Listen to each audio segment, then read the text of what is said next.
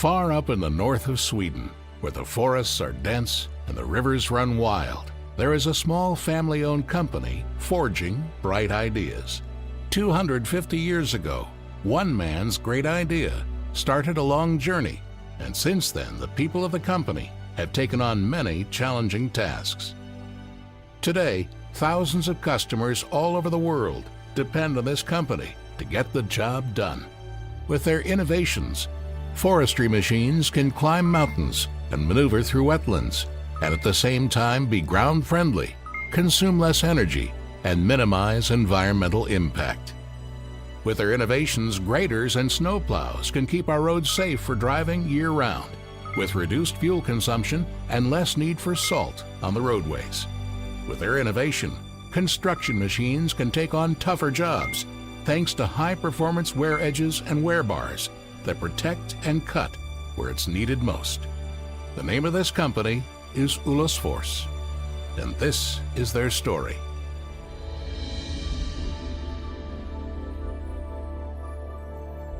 In 1762, 20 years before the United States became a country, John Jennings came to Västerbotten County in the north of Sweden. At the time, Jennings was one of the most powerful men in Sweden. Jennings found the ideal place for an ironworks. He saw the forest and the rivers. Then he named the place Olofsfors and built a blast furnace and a forge. And a lot of great ideas were about to be forged. It was hard work in the beginning, but fires or war just 100 kilometers away or a bad harvest could not stop this company. In the 1860s, Per Wikström founded a sawmill company and later became majority owner of Olofsfors Bruk. Per Wikström was the great-great-grandfather of current owners Anders and Carl Wikström. In the mid-19th century, Per Wikström bought himself a part of Olofsfors Bruk. That's 160 years ago. Now, my brother Carl and I, Anders, owns this amazing business. We're the 5th generation Wikström, the bloodline from Per Wikström. During industrialization, Olofsfors grew from small-scale ironworks to manufacturing forging. When Bell patented the telephone in 1876, Olofsfors produced wagon wheels. In the beginning of the 1900s, about the time the Wright brothers created the first powered aircraft, Olofsfors also needed to take off. Bookkeeper Victor Ehrman saw potential in a new line of business and bought machines for chain production. It became a success. Olofsfors quickly adapted to the development, and in the 1950s increased production from chain to tracks. This was the beginning of Echo Tracks.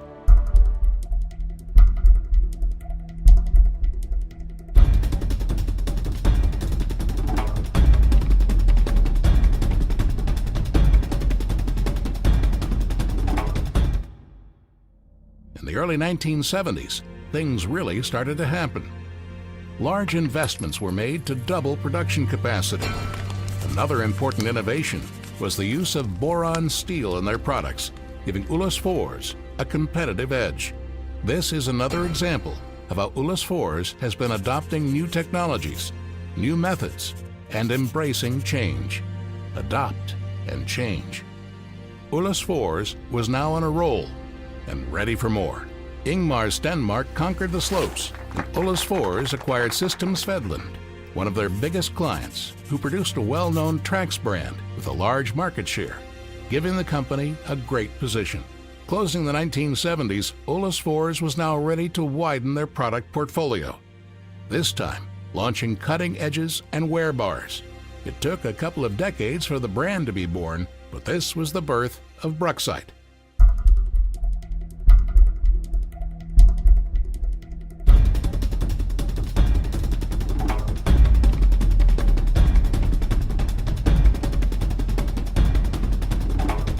In the 1980s, the company left the barn and moved to new premises.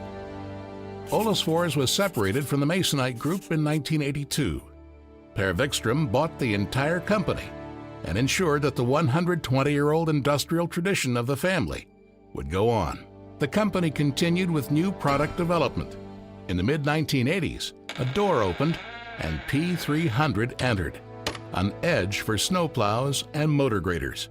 A couple of years of marketing, learning, and working with it gave results. Today, P300 is an important part of the Shark Edges system.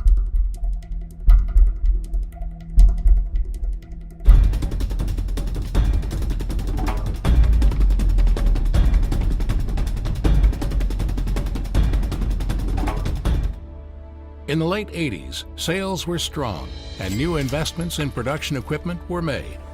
The company consequently needed more space. Another 1,000 square meters was added to the premises. Between 1991 and 95, the company grew 321%. Olofsfors, now with two separate marketing organizations, one for Tracks and one for Wear Steel, went global.